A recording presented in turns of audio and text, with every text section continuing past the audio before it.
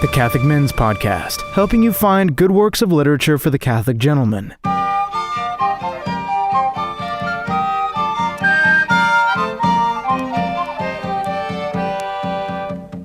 The story of the little juggler of Our Lady, as requested by one of my podcast listeners. Young Barnaby was a juggler. That was his profession, and he was quite good at it. His father before him had been a juggler, and so had his grandpa. His father had taught him how to juggle and how to dance, how to tumble and how to sing. Barnaby had loved to watch his father performing in the streets of Paris, and there were times when they were very merry together. In those days, they had even traveled the land together, amusing people high and low. Sometimes they juggled in the marketplaces, sometimes in local fairs, but their best days were when they performed for special feast days and weddings.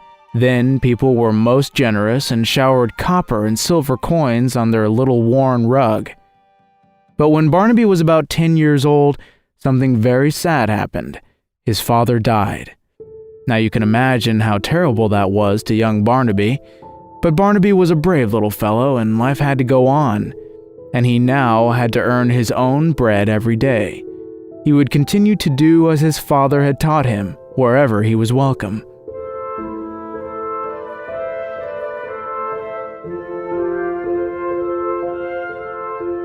So he gathered up the little treasures his father had left him, his 2 sticks, a couple of hoops, some brightly colored balls, and some apples. These he wrapped up in the old rug, which he strapped to his shoulders like a turtle shell. Then he set off to find some work. He set out every morning for the town, spread out his rug, and leaped, danced, and juggled as best he knew how. People stopped to watch his tricks and laughed and smiled. Young as Barnaby was, he had been taught his trade very well indeed. While spring flowered into summer, Barnaby tramped all over the countryside to earn his daily bread. The sky was his roof at night, and during the day the people were kind to him. All went well until winter began to creep in. The warm breezes turned into chilly blasts, and fewer people stopped to watch the little juggler on his mat. People hugged their warm cloaks and hurried past Barnaby without even a glance. His little purse of coins grew thinner and thinner until at last it was totally empty. One day, Barnaby sat shivering and lonely at the foot of a big oak tree, trying in vain to keep back his tears. Snowflakes fell all around him in silent piles, and the cold seemed to freeze even his thoughts. He heard a muffled step and, looking up, saw a monk gazing down at him. "Where is your home, young boy?" he asked Barnaby kindly. Barnaby stared down at his frozen toes and shook his head miserably. "Would you like to come with me?" the monk asked him. "Come, you'll be warm." So it happened that Barnaby found a new home. For the next few weeks he was kept warm and well fed in the abbey kitchen. Christmas was fast approaching. The monks were preparing gifts to present to the infant Jesus and his mother on Christmas Eve and were very busy. Brother John was composing a new chant as a gift, for which Brother Matthew was writing lyrics, and Brother Juniper polished the altar candlesticks until they gleamed like the sun. Other monks were working on beautiful manuscripts, and still others painted lovely frescoes for the little abbey chapel, which enthroned a statue of Our Lady and the Christ Child. Barnaby, watching the monks as they worked, grew increasingly sad. "Oh, how worthless I am," he cried to himself. "What right have I to stay here in this abbey when I don't know how to do anything useful? I don't even know how to pray right." With these sad thoughts, he hung his head and cried. One day, while the monks were attending Mass in the abbey church, Barnaby knelt in the chapel and stared up at the statue. "Oh, sweet Virgin," he sighed, "how can I serve you as do the others?" Suddenly the bells of the church began to peal, and great lovely waves of sound filled the air. Barnaby jumped up in excitement. "Oh," he cried, "I know what I can do for you, my mother. Watch me." He spread his thin rug on the floor before the statue. Then he laid out his 2 sticks, his hoops, his balls, and his apples. He gave a deep bow, then suddenly began to leap and tumble in the air. He gave great somersaults, forward, backward, and sideways.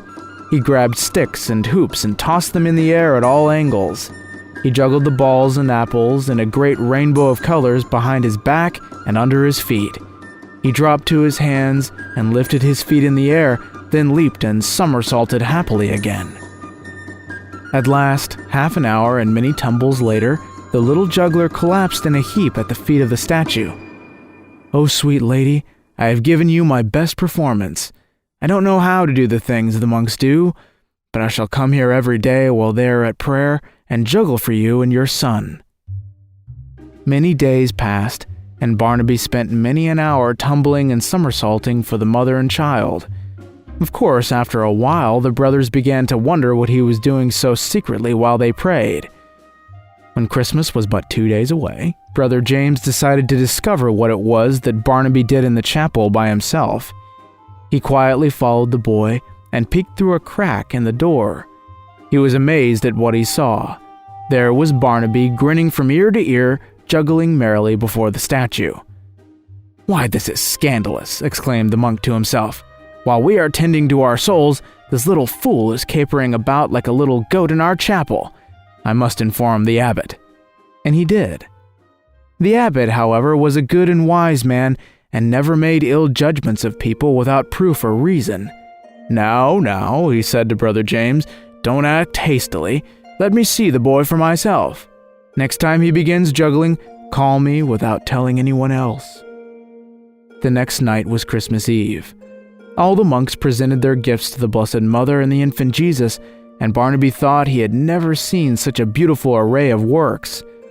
"Oh, sweet infant," said Barnaby under his breath, "how I wish I had something as exquisite to offer you."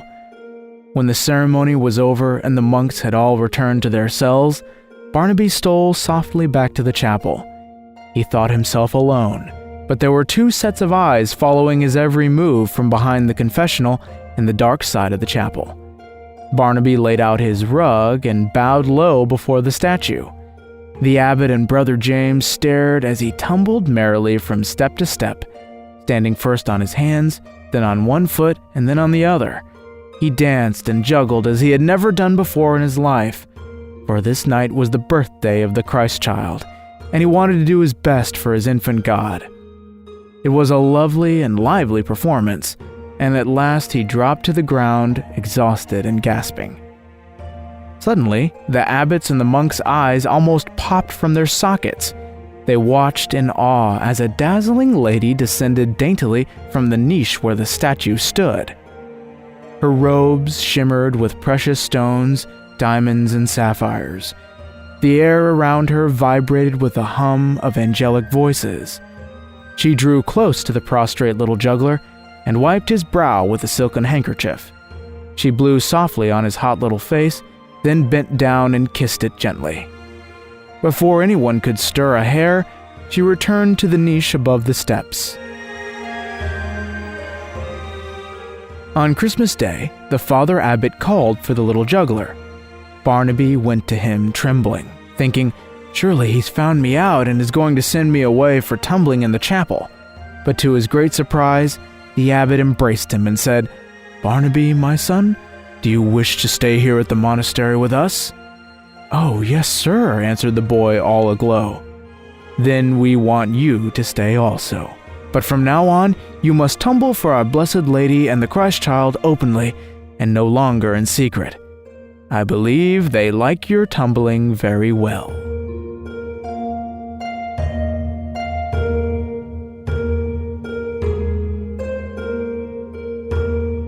The end of The Little Juggler of Our Lady.